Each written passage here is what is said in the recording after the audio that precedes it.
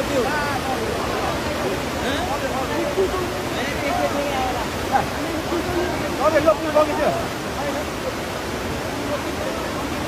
पुलै लिएर आएर चाहिँ सिङ्गो पुल आएर